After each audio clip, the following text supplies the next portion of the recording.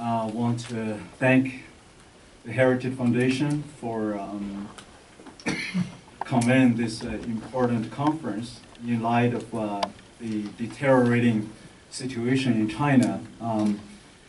Really, in 2018, not only marked the worst year for religious freedom in China in 40 years, but also other human rights indexes, such as freedom of press, freedom of assembly, certainly the freedom of association. There are so many reports already. And today, I'm so honored and very glad also to be on the same platform with my close friends, Dr. Yang, my friend Nori and Matteo, that we are in total solidarity. So we want to tell the persecutors, the Chinese regime, that to attack and persecute one group is attack to every one of us. No matter it's persecution against the Protestant Christians, to Catholic Christians, to our Tibetan friends, our Uyghur Muslim friends, our Falun Gong, and whoever is persecuted for their faith or belief is the enemy of religious freedom. I hope we all agree on this, and we all kind of united in not only opposing the religious persecution by the Chinese regime, but also stand united to uphold, advance religious freedom for all, including the atheist, the Communist Party members, because one of the big features in 2018 is if you go to either a mosque or government-sanctioned so-called patriotic movement churches, around the church building, on every piece of the wall, and even toward the church building, you will see the signs that 5 forbidden policies. On the poster, it listed like those following 5 groups of people are not allowed to enter into a church, a synagogue, or a temple. These 5, like children under 18 years old, the students, the Communist Party members, the military members, the members of civil, working as civil servants. So these are the people are singled out, not even allowed to have a basic fundamental rights, which is guaranteed in the Article 36 of the Communist Party's own constitution, which says the citizens of China is guaranteed for freedom of religious belief. So if this group of people, I mean, these 5, I think, constitute at least 20% of China's population, they're not only, they're not even allowed to exercise their basic, freedom of religious belief. For the sake of time, I will focus primarily on the persecution against Christian faith in 2018, and I certainly am looking forward to our other friends who will talk about the atrocity of internment camps, the re-education camps of these 1 to 3 million Uyghur friends in Xinjiang. Of course, the grave persecution continues against the Tibetan Buddhists. In 2018, we have documented over 10,000 persecution cases against Christians, which is 36 times greater than those recorded in 2017. And by the way, if you get a copy of our annual persecution report, this is in page 20. And in 2018, there were more than 2,000 abuse cases, including physical, verbal, mental abuse, and torture. involves 50,000 Christians. We have their names that we documented every case. I mean, this is, of course, not representing the whole China. The persecution against all Christians is only the tip of the iceberg. So this is, I mean, the 50,000 members who were tortured physically and mentally against these Christians. That includes, you know, like December 9th, when the authorities had simultaneously attacked this one of the largest house churches in Chengdu, Sichuan province, the Early Rain Covenant Church. I mean, children, women, including pregnant women, you know, were being dragged miles to the police station and lost her baby.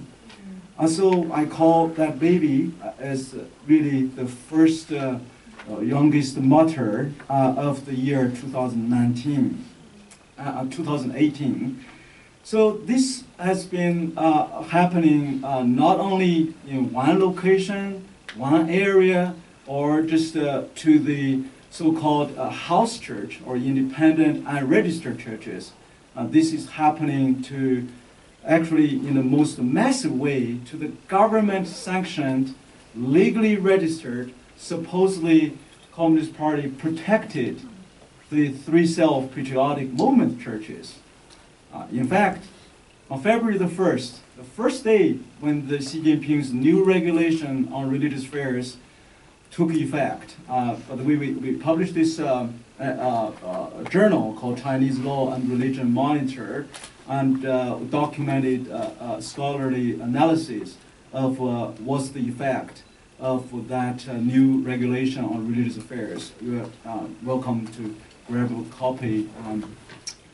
And it shows that in that the name of that new regulation, the first day, I mean, we have received credible reports in Henan province alone, over 10,000 churches, government-sanctioned churches, were forcefully shut down. 10,000. I mean, that's government-sanctioned churches. You know, one county called Xiayi County, 200 government-sanctioned churches. I mean, in that one county, only 3 are left to be, to legally allowed to continue to exist. 197 were totally shut down. That's only, you know, one county out of so many hundreds of counties in Henan province alone. And then to the independent house churches, beginning in October, the target was the largest house church in Beijing called Zion, Beijing Zion Church, led by Pastor Ezra Jin Mingzhi. And the whole church, I mean, 1,500 members. There's main sanctuary, and there's 6 branches in different districts were all attacked. I mean, of course, it was triggered when the Chinese securities demands the face recognition cameras to be installed on the, on the pulpit in order to monitor who are these members are attending the church, whether there are any children, any Communist Party member, any civil servants, those 5 kind of types of groups. So that's one feature. So 2018 also represent the worst persecution in terms of for the first time since 1967 that under the communist rule that Bibles were being collected and put on the public road, square, and being burned. Bibles and Christian books were being burned. And the last time that happened was in Shanghai in 1967, 1 year after the Cultural Revolution, that Chairman Mao's wife, Madam Jiang Qing, organized a big Bible burning kind of a ceremony with hundreds of thousands of copies of Bible were being burned. And of course, we have seen another record in 2018 that the central government sent religious regulation inspection teams to go to different churches to so-called inspect their compliance of this new slogan called Sinicization, 中国化. So the Sinicization is not only aiming to the Christian religion, but to the Tibetan Buddhists, to the Uyghurs, Muslims, all faiths. Basically, Sinicization. What is a Sinicization? The closest term, I did a little historical research, is 1930s when the Nazi Germany put the Nazi logos on the pulpit, basically called Nazification. So if you want to, one thing you can take away is when somebody asks you, what is the Sinicization, 中国化, 基督教中国化, 宗教中国化, you can see the closest comparison is Nazification. We were seeing in the government-sanctioned church, they took down the portrait of Jesus and any other kind of a real religious signs, and instead they install the portrait of Chairman Mao and Chairman Xi Jinping. And with the national flag, and on the formal church service program, the item number 1, instead of the the benediction or using the prayer, number 1 is the congregation is mandated to rise up and sing the national anthem and singing praises of the Communist Party. And we just received one photo this morning that the believers sent to me, said they were asked to put the 春节对联, the Chinese New Year, the kind of blessing, sorry for the English term, 对联, was, anyway, so tradition, during the Chinese New Year, you put this on the 2 sides of your door. And instead of, the blessings, it said on the one side is, give thanks to Chairman Xi for getting out of poverty. The other one is thanks to the Communist Party for being rich. Well, that was Christian homes are forced to put these signs there, and you have the local church was asked to even have an office set up for the local Communist Party leaders, from village party chief to the county party official, to have an office for the local Communist Party leaders.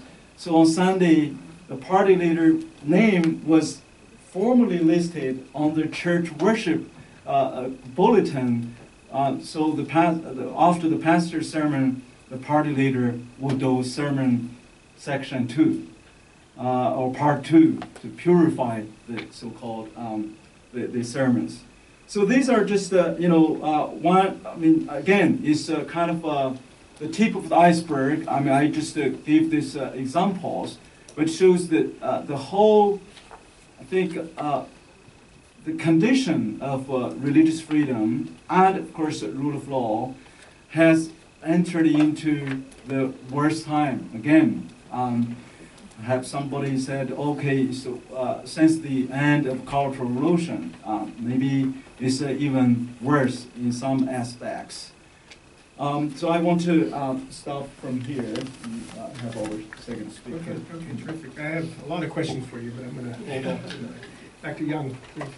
Thank you. Dr. Lohman, it's good. Yeah. Ladies and gentlemen, I'm really happy to have the chance to speak here, because that is a very important moment. Taiwan is a very unique country in the world. The life in this beautiful island is never easy. The military threatening outside from China has been lasting for more than 60 years. Inside, there was also a difficult history for Taiwanese people to struggle against the persecutions from the authoritarian rulers between 1945 to 1987. Today, we are discussing religious freedom in China.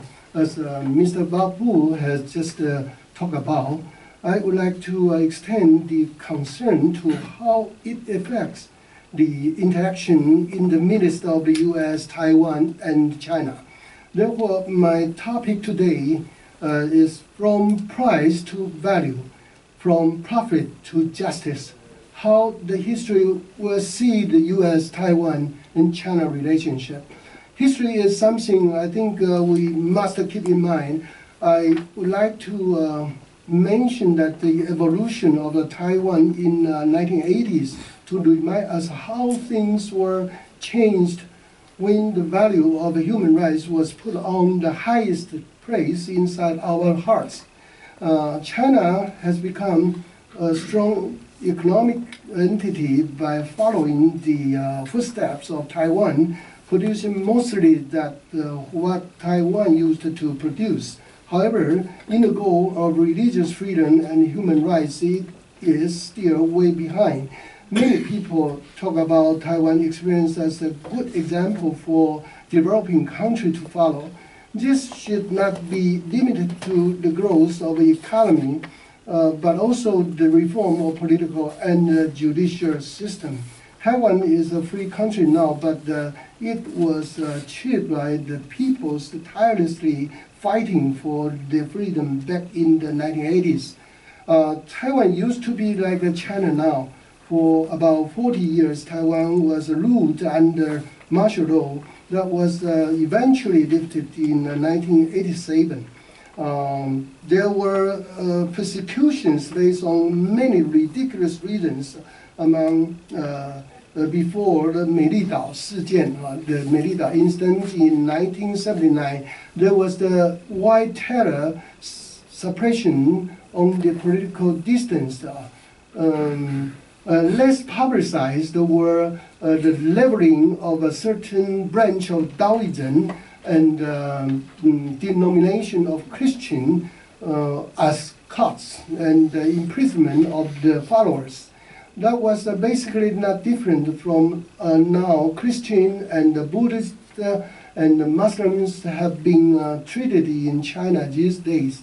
Through the effort of many freedom fighters, the government could no longer stop the tide of the democratization in Taiwan. The similar words of accusation have been used by the rulers in the past Taiwan and now China, such as inciting, sabotage, and conspiring to violently overthrow the state, undermining the community peace and stability, the dangers of desiring to cause subversive. Nowadays, these descriptions have appeared in the political sentence in China frequently. The political sentence of Liu Xiaopo was lessened to Chinese, especially when he was awarded the Nobel Peace Prize. The Communist China tyrannically refused the world recognition to the writer who had been in jail for 11 years sentenced with the charge of inciting to overthrow the state power, while the so-called evidence was just only a draft of a new constitution, and then he had been killed by so-called liver cancer. Taiwanese people felt very hard to endure the ridiculous result. Last 2 years, the Taiwanese human rights activist Li Mingze was kidnapped, arrested, and had been tortured in China jail for 5 years sentence with the charge of also the same name, inciting to overthrow the state power without any evidence. Today we have his wife, Li Jingyu, together with us. Yeah. Can you just say hello to us? Thank you. Thank you very much. Taiwanese people felt angry. Suppression has been not only against the individual of Taiwanese, but the whole state of Taiwan. The remarks delivered by Vice President Mike Pence on the administration's policy towards China at the Hudson Institute on October 4th, 2018, he mentioned Taiwan strongly his state. since last year, that's 2017, the Chinese Communist Party has convinced Latin American nations to sever ties with Taipei and recognize Beijing. These actions threaten the stability of the Taiwan Strait, and the United States of America condemns these nations. America will always believe Taiwan's embrace of a democracy shows a better path for the Chinese people. But today, China has built an unparalleled surveillance state, and when it comes to religious freedom, a new wave of persecution is crashing down on Chinese Christians, Buddhists, and Muslims. Across the country, authorities are tearing down the crosses, burning Bibles, and imprisoning believers. Beijing is also cracking down on Buddhism. Over the past decade, more than 150 Tibetan Buddhist monks have lit themselves on fire to protest China's repression of their beliefs and culture. And in Xinjiang, the Communist Party has imprisoned as many as 1 million Muslim Uyghurs in government camps. There they endure around-the-clock brainwashing. Survivors of the camps have described their experience as the deliberate attempt by Beijing to strangle the Uyghur culture and stamp out the Muslim faith. The speech of the Vice President Mike Pence gave us a very clear picture of the evil empire. He has talked something we have experienced almost daily in Taiwan. Taiwan will never accept a one country, two systems framework, said President Tsai Ing-wen in the beginning of 2019. The majority of Taiwan public opinion resolutely opposed the one country, two systems. He concluded that is the Taiwan consensus. It was a response to the January 2nd talk. Chairman Xi Jinping said China will try to achieve peaceful reunification with one country, two system framework to Taiwan, but will not renounce the use of force to resolve the cross-strait disputes. What is Taiwan consensus? It is like what Vice President Mike Pence has mentioned. The United States wants Beijing to pursue trade policy that are free, fair, and reciprocal. Free, fair, and reciprocal, that's very important. But sadly, China's rulers have refused to take that path so far. Vice President Mike Pence said, as I said before, Beijing is employing a whole of government approach to advance its influence and benefit its interest.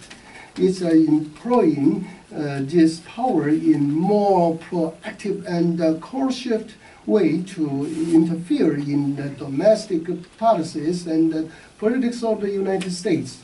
The Chinese Communist Party is rewarding or forcing American business, movie studios, universities, think tanks, scholars, journalists, and local, state, and federal officers. Worst of all, China has initiated an unprecedented effort to influence American public opinion. The 2018 election and the environment leading into the 2020 presidential elections. To put it bluntly, President Trump's leadership is working, and China wants a different American president.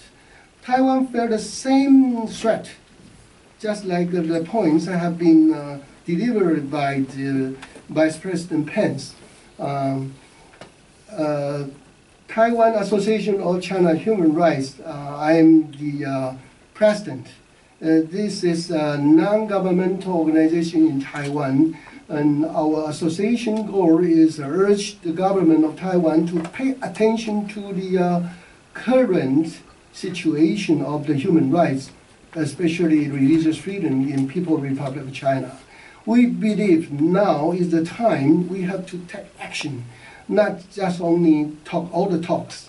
And the issue of religious freedom, mostly important thing is to let the people in China, especially Christian, could have chance to do worship and to listen sermon through the traditional technology of the short wave and the middle wave broadcasting. When the evil empire disconnect the internet, the people need transistor to connect the outside world. I believe this. This is a very special occasion which brings us all together to see the light at the end of the tunnel after struggling against the problem of freedom suppression in China for many years. I'd like to say not only the facts we discussed today will be part of the history, the meeting itself and all participants here are already in the historic moment. Thank you very much.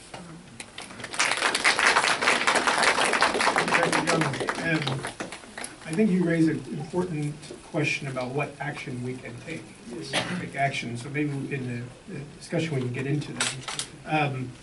One thing I hope we don't get into too much is trade policy, because I think we should focus on the things that bring us all together here, which is concern for religious freedom. I think if you start moving into trade policy, we're at Heritage we're not thrilled with the tariffs on China and this sort of aggressive approach, unilateral approach, et cetera. So then when we start talking about that, we start losing our unity here. It also occurred to me that, when we talk about the camps now, the Uyghurs are contained in, obvious parallels immediate come to mind with Nazi Germany. And, unfortunately, Nazi Germany is such a big image.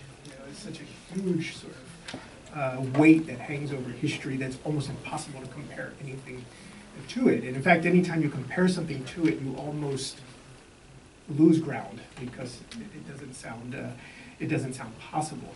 But I think that's partly because we think of Nazi Germany as we came to understand it fully in 1945. We don't think about what it was in 1935. And so if we can think back to 1935 and how the concentration camps in Germany and how what purpose they served and the scale that they were at, it's a little bit more digestible, I think, for us. So with that, I just wanted to segue to Nuri's remarks, because he, I think, can shed some light precisely on the nature of what's going on in Xinjiang. Good morning. Thank you, Walter. Thank you, Foundation, for allowing me to be part of this important discussion. The Uyghur situation has deteriorated rapidly since early 2017. That is, it has taken some time for the international community to begin to understand the scale and magnitude of what is happening. There has been crackdown, as we all know, since Xi Jinping took office in 2013. But what is happening in East Turkestan, or Xinjiang, if you will, has invited comparison to pretty much all of the ugly chapters or regrettable chapters in the history book. The Chinese state, what is Chinese government's problem with Uyghur Islam? Chinese state sees Uyghur identity as a threat to their control of the region, and religious belief is an important aspect of that identity. They also see Uyghurs' ethno-national identity as a source of future political threat. At the same time, they see Uyghur Islam as something disloyal to the Communist Party. With that mindset, the Chinese government Chinese leadership, especially the current leadership, have determined to stamp out the Uyghur identity entirely. This sentiment has been expressed by the U.S. government in various occasions, namely in October in Vice President Mike Pence's speech at Hudson Institute. With the recent government reorganization in China, the United Work Front Department observed ministries for religious and ethnic affairs, creating more direct government control over the implementation of policy. At the national level, the government has instituted a sinification of religion campaign targeted for the increasing government control of religion, adding a new assimilative element aimed at adding Chinese culture feature to religious practices, especially foreign religion, quote-unquote foreign religions such as Islam and Christianity. This will have a particularly negative effect on the Uyghurs because their traditional religious practices historically don't have a Chinese influence. People who have been recently traveled to East Turkestan report that neighborhood mosque has been closed. The domes and crescent star have been removed from mosques. Quranic passages have been replaced by CCP, or Communist Party propaganda placards. The Chinese authorities are attacking Uyghur cultural practices, interfering in traditions such as wedding, funerals, banning certain Muslim names, increasing the confiscation of Quran, religious books and items, and trying to pressure Uyghurs into participating in Chinese traditional holidays, such as the Spring Festival or New Year, which is today happened to be.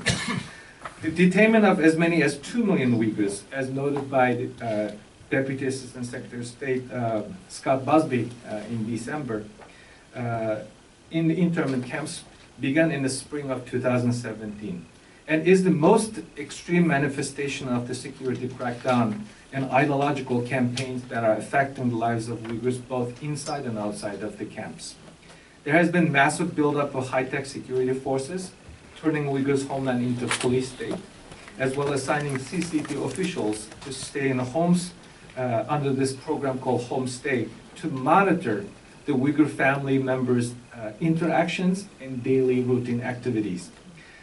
Imagine that you have a group of uninvited guests wanted to sit with you on your dining table, not only that, wanted to sleep in your bed, and forcing your children to spy on your daily activities.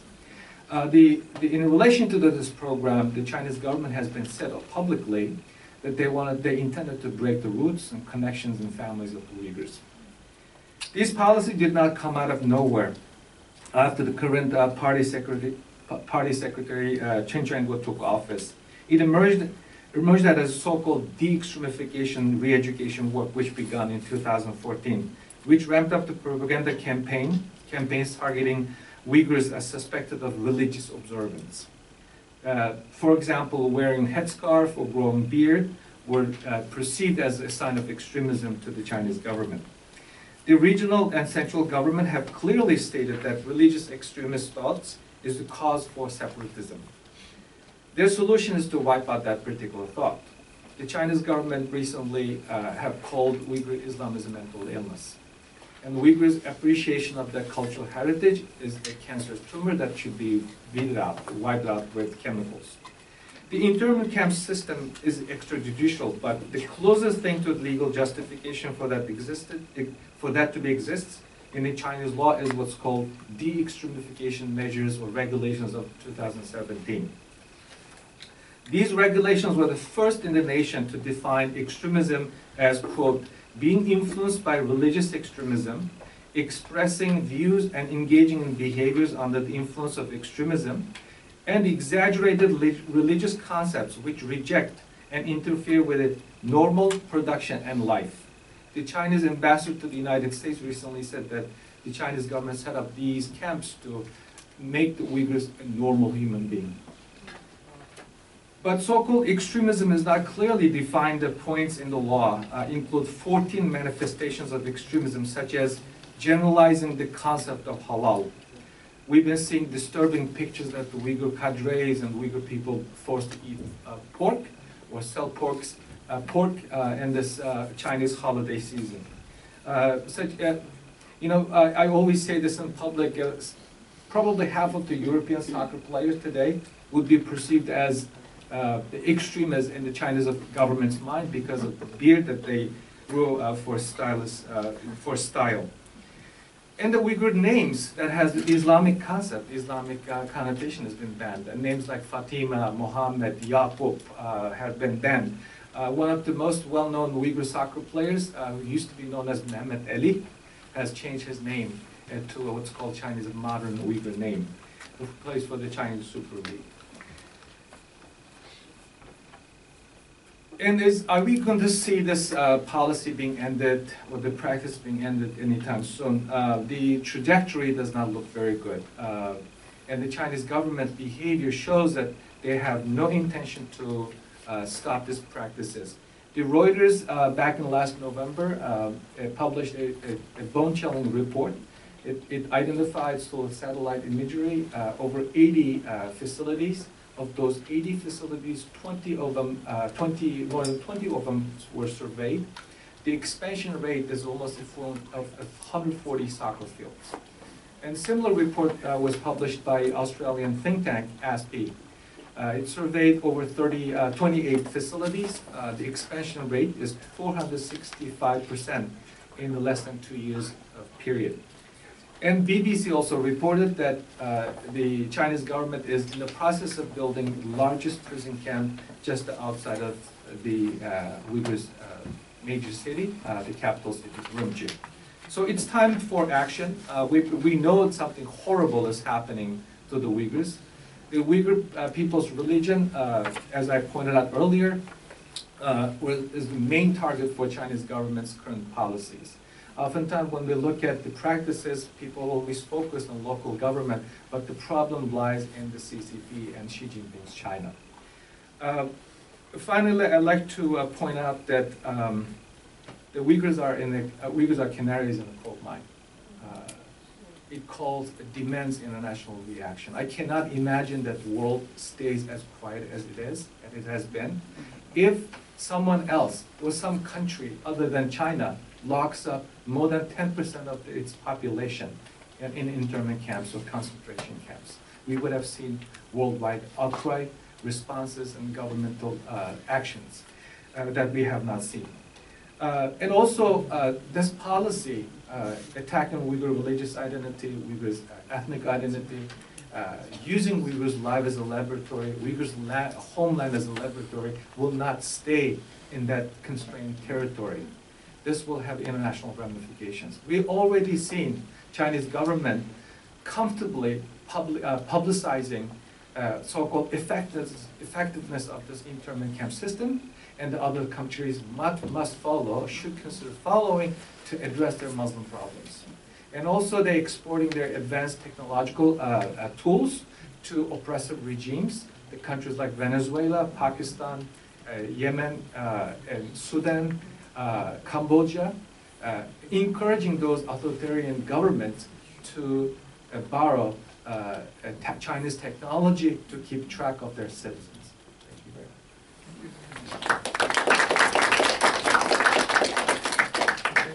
Yes. Thank you, Walter, and thank you, Heritage, for putting this event together. Today is not only the Chinese New Year, it's also the Tibetan New Year, and that is why also some of my Tibetan colleagues are not here, but I would like to wish everybody, as they say, Loser Tashi Dele, which is the Happy New Year in Tibetan language. And actually, yesterday even the Secretary of State wished Tibetan people and the Himalayan people who have been part of the Tibetan heritage, cultural heritage, a Happy New Year, as a recognition also of the importance of this culture for the United States in general. So this is a new beginning, but what we are hearing today is not really new. The lack of religious freedom in China and in Tibet is at the center of what the Chinese Communist Party has been doing for the last 70 years. This year is the 70th anniversary of the Communist Revolution in China, which coincided also with the invasion of Tibet. And when it comes to Tibet, I think there is something special in the connection between the Tibetan people and religious freedom and spirituality. For historical reasons, as you know, the Dalai Lama institution has been the most important institution, even joining spiritual and temporal power for many centuries. And so the clash between the communist ideology and the Tibetan people and Tibetan Buddhism has been very, very fierce from the beginning. With the invasion of Tibet, the Tibetan people saw the destruction of monasteries, the looting of monasteries. During the culture, we talk about 6,000 monasteries which were destroyed at the time. During the Cultural Revolution, the estimate are talking about 1 million people who were killed. But they didn't stop there. in the 90s, after the years of partial liberalization, the Chinese government started this process of patriotic education, which continues to this day, and we see the ramifications through now this sinicization of religion, which is cutting across, and it's really the new phase of religious freedom of expression in China. And what we see in East Turkestan is really heartbreaking. It's really heartbreaking when you see that it's part of a systematic approach. We're not talking about some rogue elements within a government structure that are trying to do bad things. It's sometimes happening, when we see a human rights atrocity, sometimes it's the military structures in some countries that, decide to go in an extreme way. The Secretary General of the Xinjiang, the Eastern Turkestan Autonomous Region, used to be the Secretary General of the party in Tibet. And he was sent there in 2009, right after 2008, when they had in Tibet the largest demonstrations ever since the occupation. So after, at the time, 60 years of occupation, the Tibetan people rose up across the Tibetan plateau to protest China's rule. So what does this tell to the Chinese leadership? I mean, their policies are not working. They're not winning over the people. They're not getting the Uyghurs or the Tibetans or even the Chinese Christians or all those who believe in human rights and democracy to support them. But they continue to pursue that with the idea that you can break people's mind and people's heart. And Chen Guangguo, who's now in Xinjiang, started to develop these policies on a very on a smaller scale, but the concept was of total surveillance. Establishing a technological grid across Tibet through which basically they have created like neighborhood structures in each city with the mandate to monitor what's happening in the neighborhood and report to the authorities. They have police stations in monasteries, either inside the monasteries or just outside the monastery. That is common practice in Tibet. And now with the development of technology, naturally, they don't need to have the army in the street all the time. They just need to have some security cameras and a technological system to keep track of what they want to do. And when they will start in 2020 in some parts of China to employ this social credit system, which is something that you can relate to in the United States with social security number, that gather some information about your financial activities. Actually, the Chinese system will include also your behavior as a citizen as part of your scoring. So what happens if you go to a demonstration? What happens if you file a complaint against the government? What happens if you talk to the diaspora abroad about what's going on in China? So this is really 1984 coming into reality, and I think this is no longer an issue that really is important only for this community, but it's something that the international community has to look at, because we see now with what's happening with Huawei and the controversy about the stealing of intellectual property, but it's not only about losing value or access to market, but it's really empowering an authoritarian government, which is now the second biggest economy in the world, to reshape how international institutions and international values are implemented.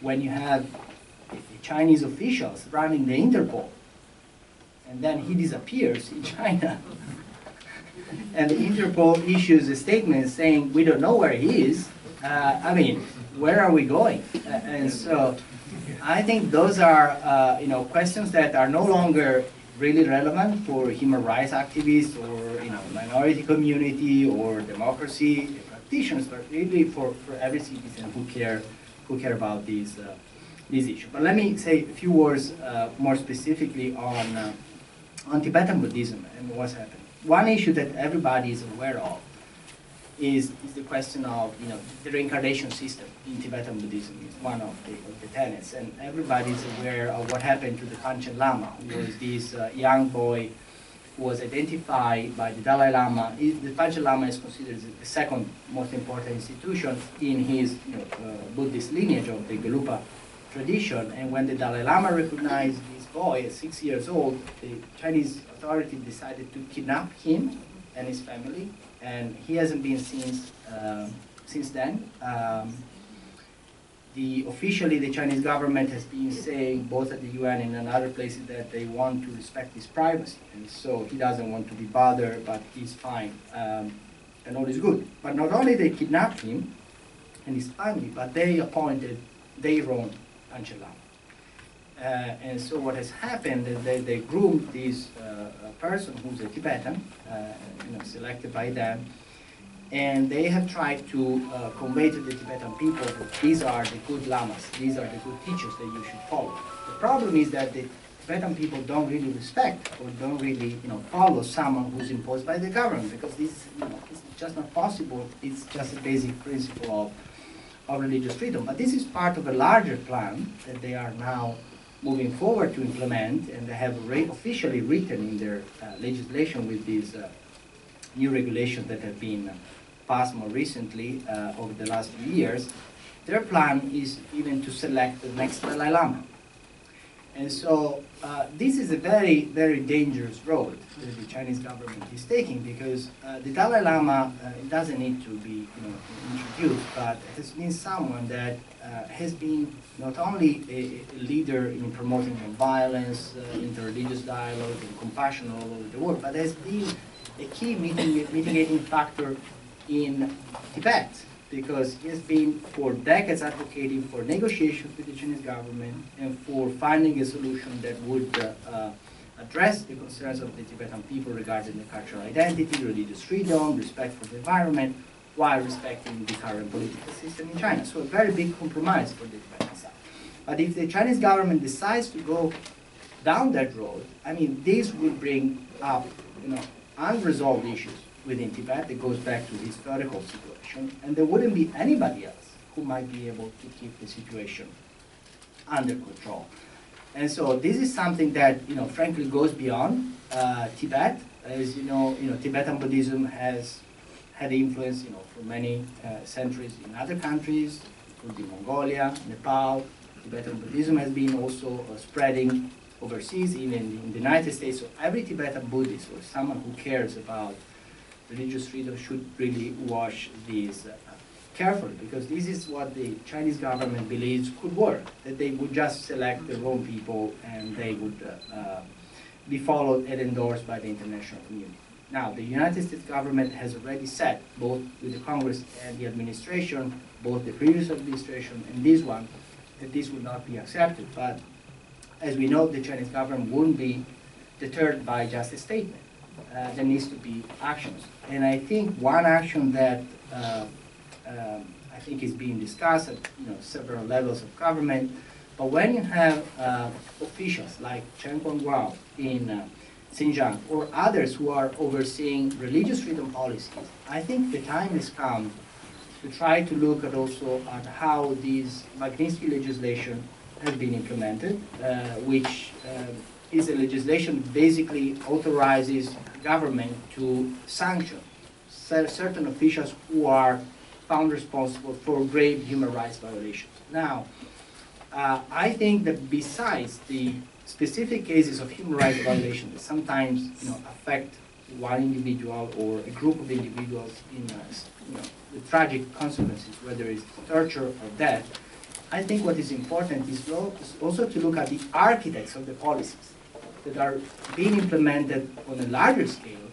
and start to say that these policies, if implemented, are going to affect the lives of people. So these individuals should be individually also targeted with visa sanction, whether it is the freezing of assets or other tools that can be taken. Because when we see that human rights is put not only on the side of bilateral relations among countries, because everything is dominated by security and economy, I think we need to develop a way to enforce human rights principle that goes beyond the political posturing, but sets some standards that have some legal background and legal solid enforcement mechanism behind it. So I think every government, while running the affairs and governing,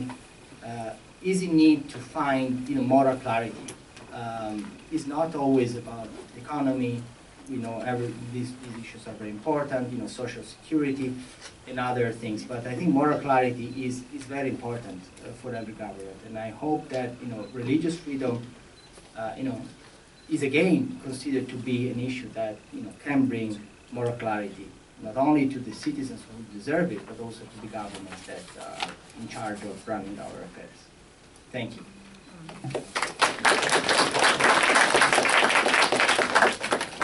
Thank you, Matteo. It always takes a couple of minutes for thoughts to gel in the audience, so please give some consideration. Let me ask just a couple of quick questions.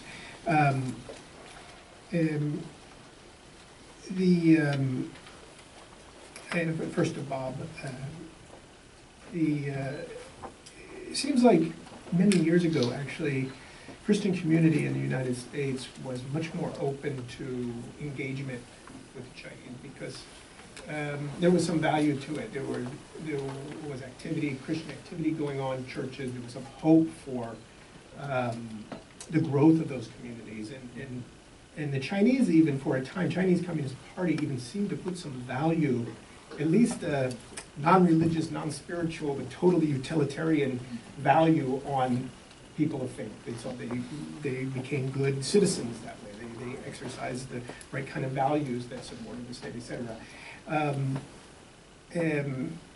And so Christian communities, along with the business community here, at one point seemed to be some of the most constructive or wanting to be constructive in the relationship. Number one, is my memory of that correct in your opinion? But number two, is there any hope left of engaging the Chinese government in Beijing, the party? Is there any hope of engaging them on these issues constructively? Yeah, I think, Walter, your memory is right about this sentiment before Xi's era. I remember during the Hu Jintao's time, I remember his key word is harmony, right? 和谐, the harmonious society. And he even gave a very big talk at the Politburo Religious Studies, talking about how to integrate the social values of religious teachings, including Christianity. And even during the Sichuan, Wenchuan earthquake area, actually the largest group of first responders went to the earthquake affected areas, are acknowledged Christian groups, including actually the unregistered churches. That is acknowledged by the Minzhongbu, the Ministry of Civil Affairs. So at times there was some kind of, at least on the social value part, there was some hope, at least the authorities would allow to do charitable work for care for the needy, the poor, the elderly, and but it seems clearly there is a paradigm shift. And make no mistake, the Chinese Christian communities in general is a very apolitical or very political passive, you can see, because number one, of the theological teaching. Number two is given the Communist Party's suppressive policy, they have no room to even on the pulpit or in public square to talk about any of their comment on the Communist Party's policies, human rights records. But Xi, under President Xi, or Emperor Xi, you can call him, since there's no term limit for him anymore, there's a major paradigm shift. I think we all talk about this Sinicization. Of course, he's kind of manipulating this nationalism, patriotism, and very extreme kind of Maoism ideology. I mean, give you example for the last year, when the one inspection team from the central government inspected church, government-sanctioned church, and they found, there is 10 commandments on the wall, and the inspector basically pointed to the first commandment and said, no, this is incompatible with President Xi. The first commandment was removed. So 10 commandments became 9 commandments. So that is, it's not only to one church now. It's the whole kind of spirit of that directive is going, spreading into other churches. So when the church ceased to be a true church, or when the Christian is being forced to even, to so-called, in the name of made the religion compatible with the socialist, the communist doctrine, that really is the red line, right? I mean, no matter how beautiful you describe their social benefit, contribution, when you, the communist regime, try to change the core of your faith, when the last year was the first year of so-called 5-year plan for the syncretization of religion or Christianity, the official church already pronounced they're going to retranslation the Bible. So essentially, you expect the Chinese Christians will receive a new version of the Bible compatible with socialism. So you can imagine maybe in the book of Exodus, the 10 commandments will become 9 commandments. Maybe Moses has to change route, and to find somewhere else the 10 commandments. And they have to do a new commentary to see that. So that the confrontation is not caused by the believers. I mean, none of really the Chinese believers, really seek confrontation. Like our Uyghur friends, they are, citizens. They're practicing their faith and normal, peaceful citizens of that country. And but it was this very repressive paradigm shift and treat the true authentic faith as a national security threat. I think that is the real cause of this core conflict or problems. Yeah. So no paintings yet of Xi Jinping with long flowing hair. They said, they put, one church they have a cross on the stage, and one side is Xi Jinping's portrait, the other one is Chairman Mao's portrait. So the common question asked by the Chinese Christians, who is that saved thief? The robber. So they're doing a giant tanka with Mao Zedong in Tibet. It costs 4 million yuan, like $600,000. This is in Gansu. Even the Shaolin, the Tibetan Buddhist. The Shaolin Buddhist monks, they are chanting that, we want to be the great, good monks of Chairman Xi. 成为习近平主席的好和尚。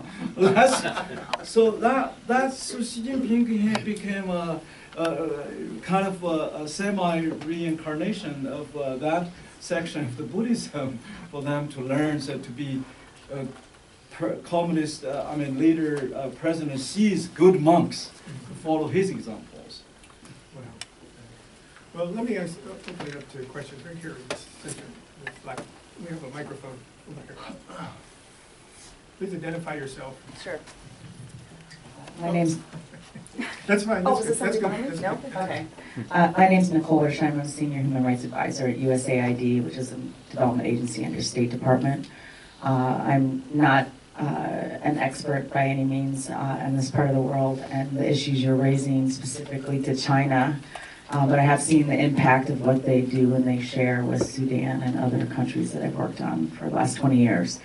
Thank you for sharing very compelling stories and examples of what's happening.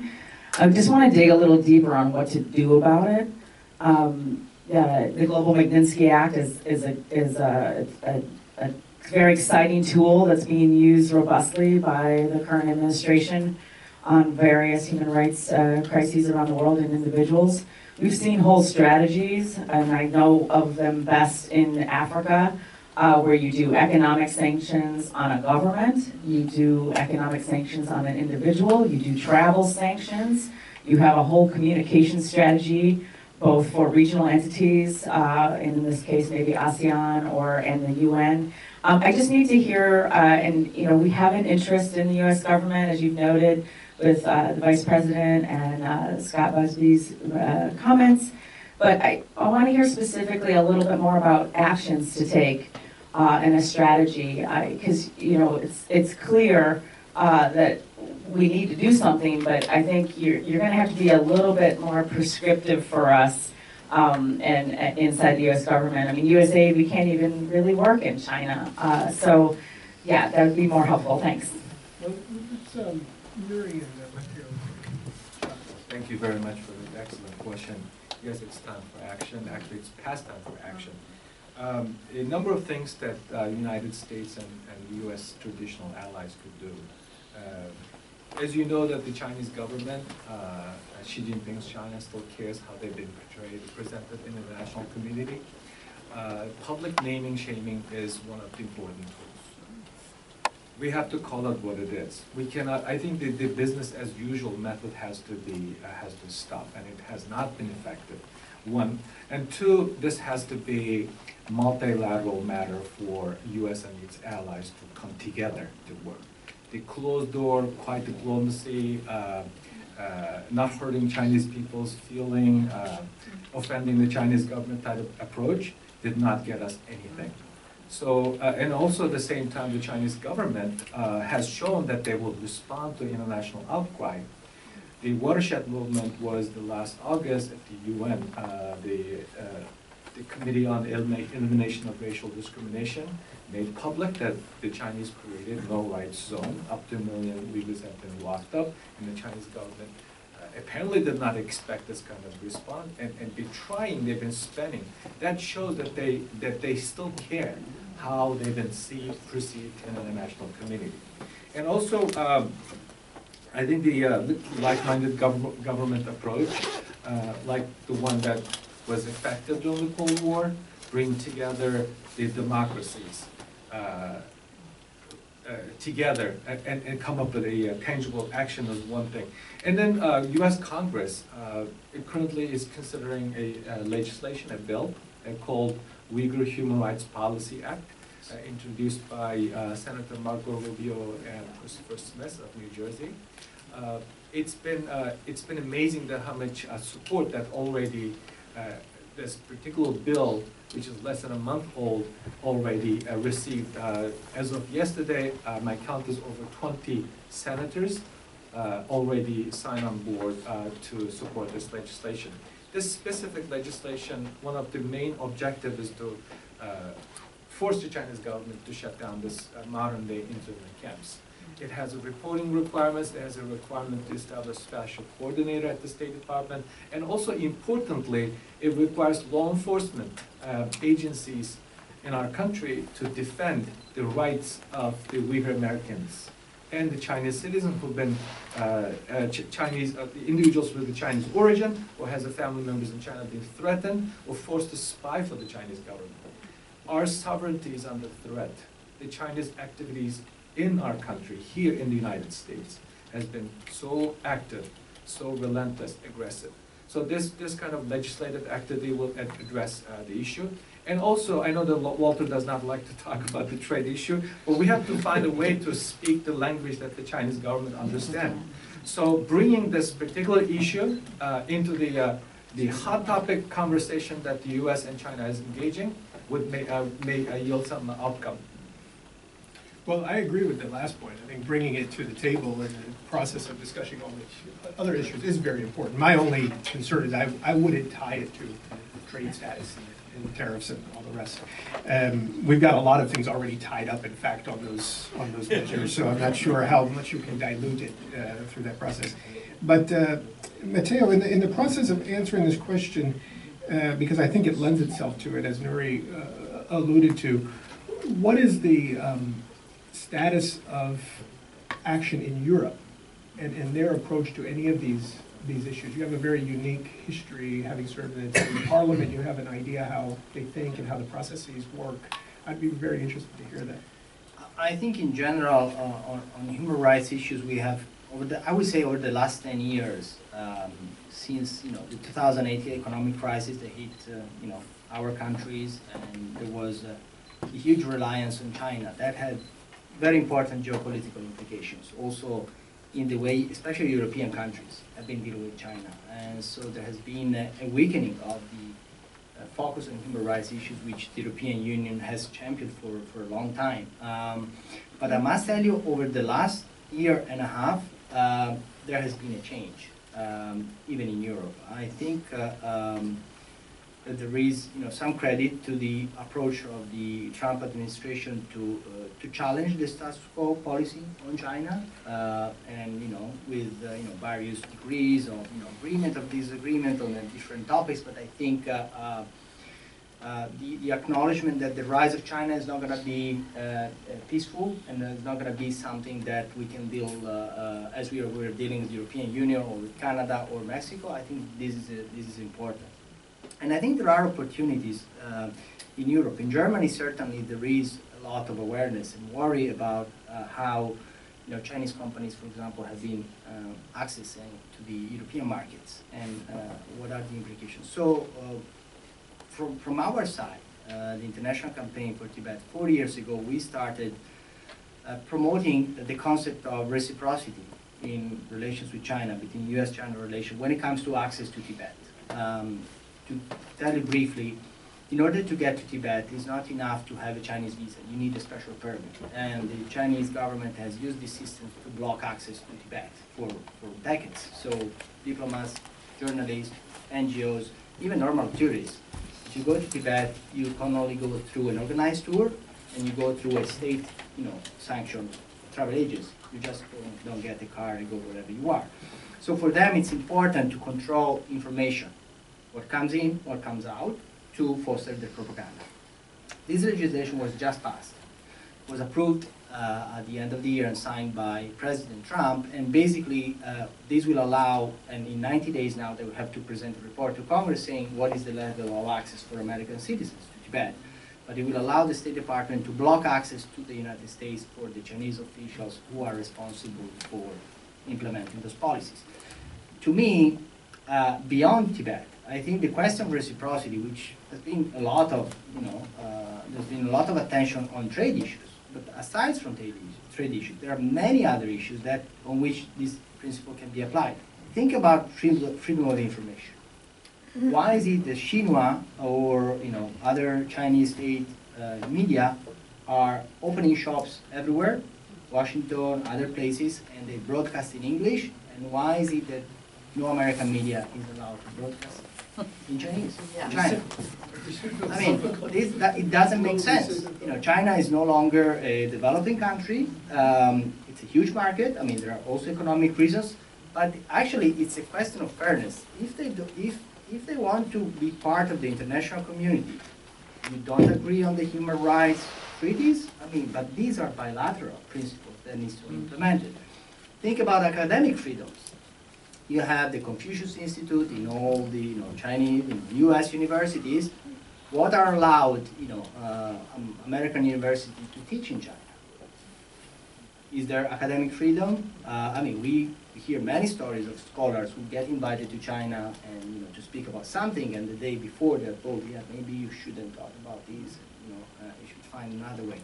So I think the question of reciprocity, if looked at in a creative way, can offer opportunities also to advance human rights, and it would fit also the agenda of certain, administration like this one, who's not certainly, internationalist, as an approach. It's very much focused on, American interests, but actually it can provide an opportunity and also to bring in other European countries who are struggling with the idea of finding a unified position, which is the biggest problem in European politics at this moment, because with now the membership at 28, it's almost impossible. Now, my country, just yesterday, for reasons that I won't go into, but they blocked a common position on Venezuela. And so the European Union now didn't have a position on that. So I think that comes down to China, because China has been also trying to promote an alternative model of development in Europe that they call the 16+1. So they have convened meetings only with a certain part of Europe, basically Eastern Europe and some countries out of the European Union, in which they promote economic support without any discussion on human rights, which is at the center of the dialogue with the European Union as a whole. So there's a lot of, a very dangerous dynamic going on there. But I think especially at the UN, and actually we have joined, I think, also supporting a group of NGOs asking, the US government and others to, this is the time to start to work on a resolution. The Human Rights Council in Geneva, because with all that is going on, I mean, you can't continue to give a pass to China, even at the place that is being institutionally established to deal with human rights. If you don't do it there, where are you going to do it? So I think that's very important. Yeah, the issue of access is so important. I mean, we could have a scholarly debate about what the West knew generally, what was going on in Germany in the 1930s. We could have a debate about that, and there's a lot of conversation already.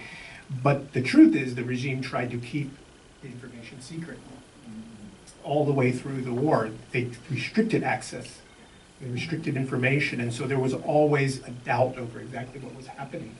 And especially when I think of the Uyghur issue, we need to know what is happening. We need to know it with some authority in order to act. And as long as the Chinese are able to cast some doubt on the authority that we are discussing this under, they have a little bit of an edge to prevent effective action from being taken. Say a few words on that front. So let me get one more question, and maybe you can add response. Just right here in the black. Yes. Christina Olney with the Victims of Communism Memorial Foundation. Thank you all for your presentations. We actually were just hosting last week Cardinal Joseph Zen of Hong Kong here in Washington to award him with the Foundation's Truman Reagan Medal of Freedom and for some meetings with administration officials. And one of the things that we discussed during those conversations was the relationship in the Catholic case, the case of the Catholic Church, between the unofficial church in China and the official church in China.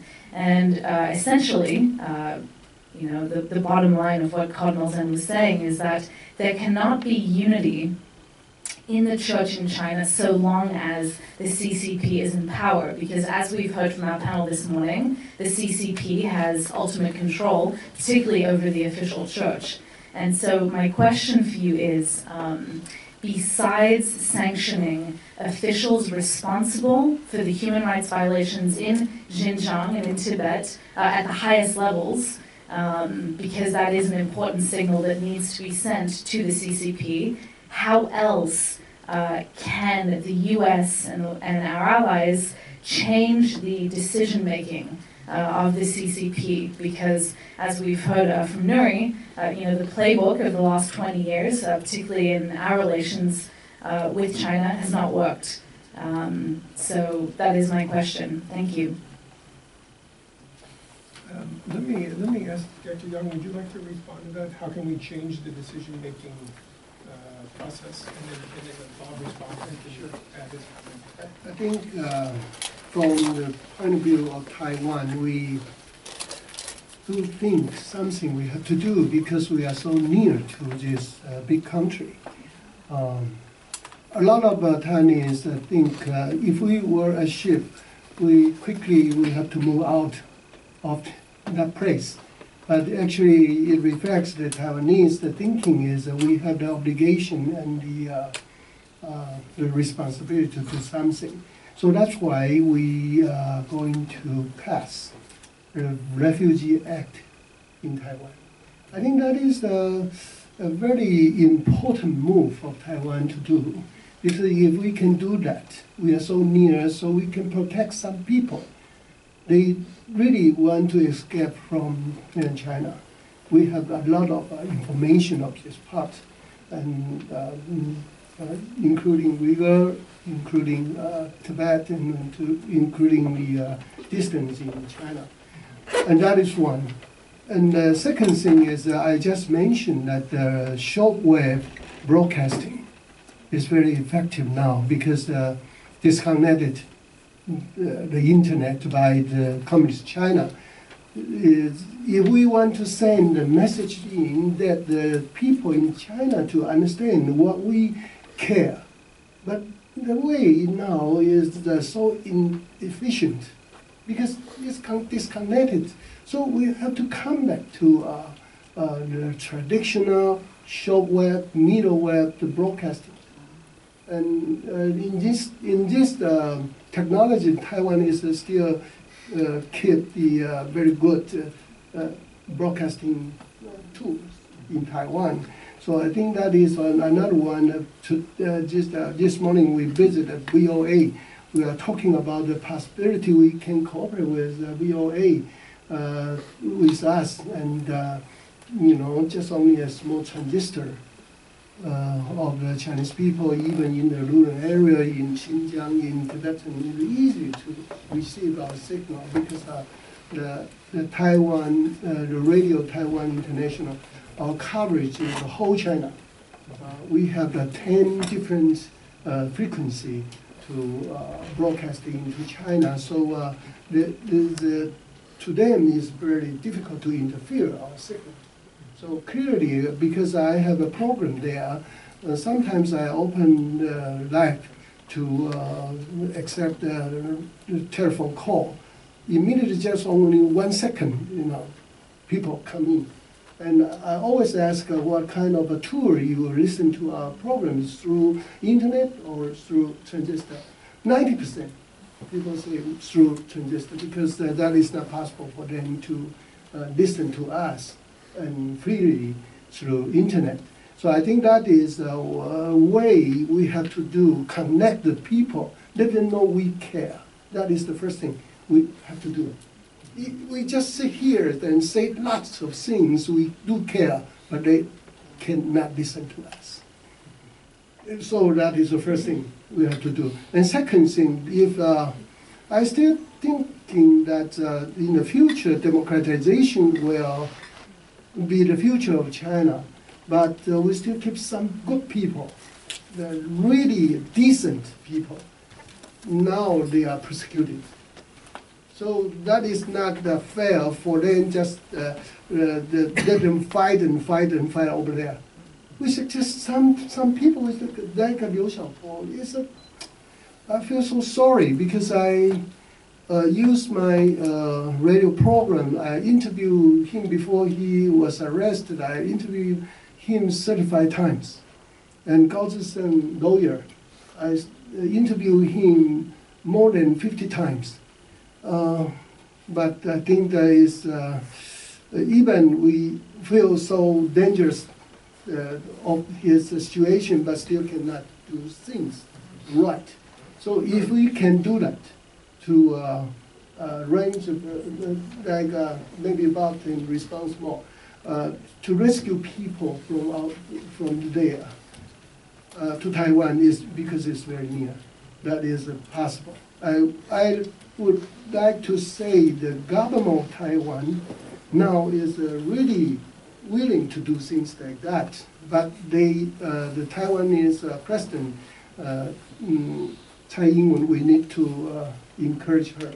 Anyway, yeah, it is a way to let Taiwan so different.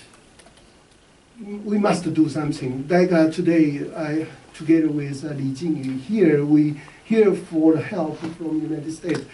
But how come we can just only ask the United States to help Taiwanese? We have to do something, help people. Then that's fair. That's fair. So that's why, yeah. Thank you. And Bob, in your response also, your question was how we can affect the decision-making in Beijing, right? How do we get at that? And that brings back the issue of whether, again, I don't want to be naive, okay? I just want to get this issue sort of covered. Is there any prospect of talking to them about it? in the response to this question about how we impact their decision making? Well, I certainly thank you, Christina, for the questions. I totally agree with our panelists. The description of the time for kind of under the table engagement, kind of face-saving diplomacy has come to an end. I think we in the West, at least in the past 20 years after I came to the U.S., I observed we care more about the saving face of the Communist Party than the true suffering people. And honestly, our core values that we cherish most in our free society. And when the foreign ministry spokesperson every time said, "Oh, when you raise this case, you interfere in the internal affairs," and then when you have a U.S. congressional resolution, then they condemned it as like greatly hurt the feeling of the Chinese people. So the Chinese people, the feeling are so easily to be hurt and so vulnerable. They hijack the Chinese people's feeling. But I think now, I agree also that from the policy level, the multilateral approach. I just came back from Brussels after testifying at the European Parliament hearing. That hearing is like this. It's focused on religious freedom in China. It's my largest turnout hearing. It's much, 3 times bigger size. It was a really cross-party hearing with multiple members. This has not been seen in the past. I think there is a consensus already from the policymakers, and even I hope in the multilateral kind of institution like the United Nations Human Rights Council, that should be a time for actions. And I want to really address that in a more kind of a grassroots level. I think for one thing, the Communist Party's tactic was in a sense successful. They always called united front, build a united front. I think they successfully planted divisions within China, even among the different minorities and of course majorities, or religious, the persecuted religious groups. And for instance, whenever, I'm a Han Chinese, this is my true kind of observation when I was in China, even for quite a long time after I immigrated to the U.S. As a refugee, I got a pretty, I think, open Western education. Whenever this word Uyghur, kind of came to my mind, it was immediately, the image was like very kind of aggressive, violent, threatening, always want to kill us. When we were in the university, did my French studies, when I saw a Uyghur or coming to ours, we have to really run. That was not only a perception, it's real. So that's the common 90% of the Chinese population, the Han Chinese perception of Uyghur. Is he very threatening? Kind of a gentleman. It's kind of so that's why going back that long, back to the 80s. Yeah, very long. So here in the U.S., we started we call the Bearing Witness campaign, basically by asking our Christian churches in Virginia, other areas, to invite the Uyghur Muslims persecuted or family, who has family members persecuted to a church to share their stories and to pray over them. And of course, our Uyghur friends, held the largest rally in Adams Center in the mosques last week in Seattle by inviting Christians, Han Chinese Christians to share their testimony. I think that maybe send a more powerful message, maybe sometimes than a few politicians talk.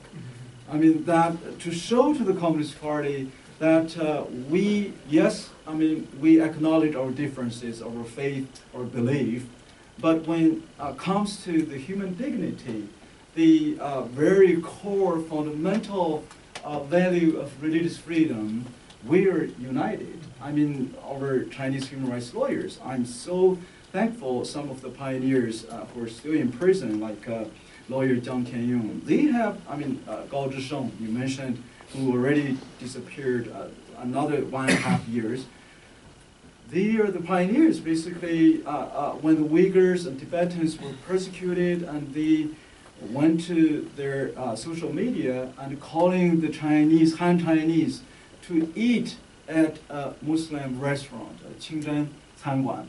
That one symbol, for Han Chinese to sit over there and purposely, to eat a meal in a Muslim restaurant.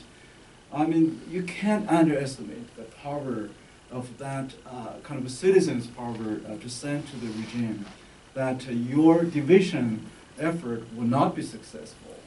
I think, I hope our Chinese citizens, inside China, if they kind of hear about this, I hope they can do more and more. Just, Jiang Tianying, Tong Liao, they went to Tibet, and they publicly they said, those who are persecuted, we are Christians, we want to be a lawyer. We want to represent you in the court. I think that kind of citizens' power, the grassroots power, maybe, is more kind of engine of change from inside out. I think, we are sitting on the same panel together is also a great testimony. I hope inside China, my 80 million, 100 million, depend who takes the number of my fellow Christian brothers. If 10% of them stand up, out of 100 million Christians or 80 million, 10% of them, stand up, said, enough is enough. I, want to stand in solidarity with those who are persecuted for their faith. What a difference it could make, to the Chinese regime. Yeah, so that's something I want to emphasize. And seeing this lady, she and her husband, Taiwanese citizens, they live in a democratic, free environment. Why do they have to care, what's happening over there and end up 5 years imprisonment as a Taiwanese citizen being accused of subversion of Chinese state power, and coming to DC, to Europe, to calling not only for her husband's freedom, but for the freedom and dignity of all Chinese citizens. I think that kind of a spirit will unite us. I'm so glad that in Congress we have this bipartisan bill, 20 senators for this legal human rights project, policy act, and in the Senate, Speaker Pelosi and Senate Republicans, maybe that's the only issue they can be united. Or, to really, because this is not non-partisan issue after all. So that's my kind of appeal and call. Yeah, it's interesting. One minute. Yes, please. That's a very important question. 3 things must happen in order to see. I'm not a political scientist, I'm a lawyer, but strategically thinking, I think we're seeing some change already. One, the public already know what kind of government, what kind of authority, what kind of political party the West, as a business partner, dealing with in Beijing. Through the oppression against the Uyghurs, construction of internment camps, locking up more than 10% of the population in the 21st century, already showed what kind of government that the West is dealing with in Beijing. Number one. Number two. Number two, I think the Western capitals start to realize that something has to change in its relationship with China. There's one thing in Washington, strangely enough, unifies people when it comes to international affairs is China. I don't think that we can get into it. And then thirdly, leadership. We don't have a leader yet who would be showing the type of Churchillian leadership or like Ronald Reagan to say this is not good. This is not the type of relationship. Well, good for us, good for your people, good for the world. So thank God that we're seeing some leaders in the Washington, Mike Pence, Vice President Mike Pence, Senator Rubio, Christopher Smith, has been so public, recognizing the real danger facing the Uyghur people as an example of the people in China facing. So recognition, public education, and leadership, I think, will be here right now. Just one, because I didn't want to leave your question unanswered about dialogue.